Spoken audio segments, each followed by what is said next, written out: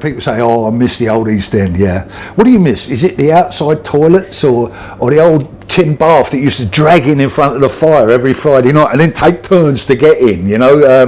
Is it that you miss? No, it's not. You miss being young. We all miss that.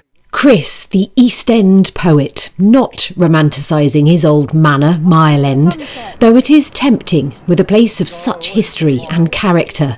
The truth is, the East End is ever changing. So the City of London is here, and this is the East End. It's the East End of the city. Okay.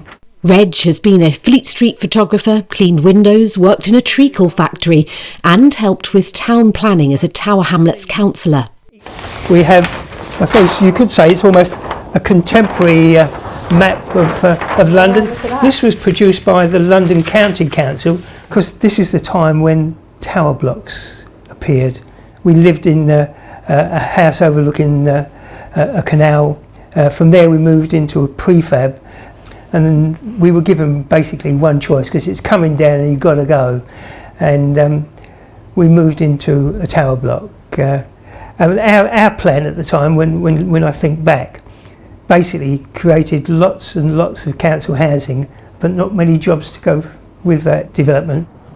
Big buildings, big money replace the docks now, once one of the biggest employers in the 60s, as East End people moved to council homes in places like the Isle of Dogs.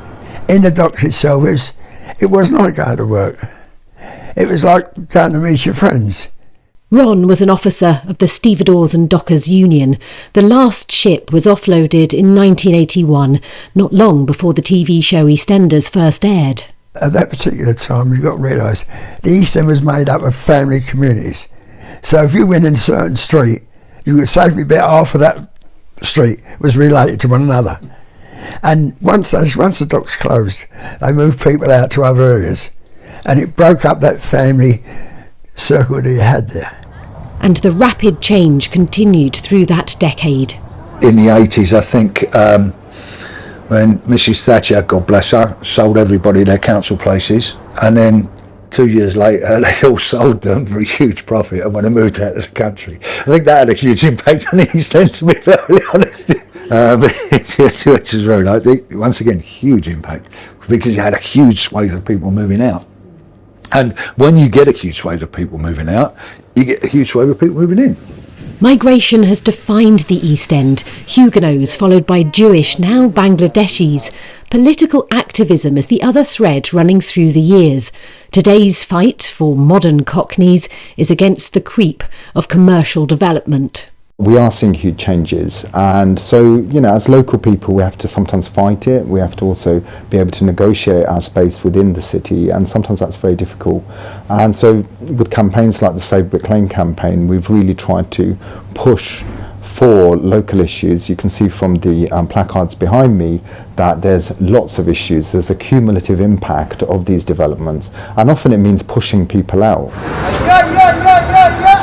But the East End identity remains.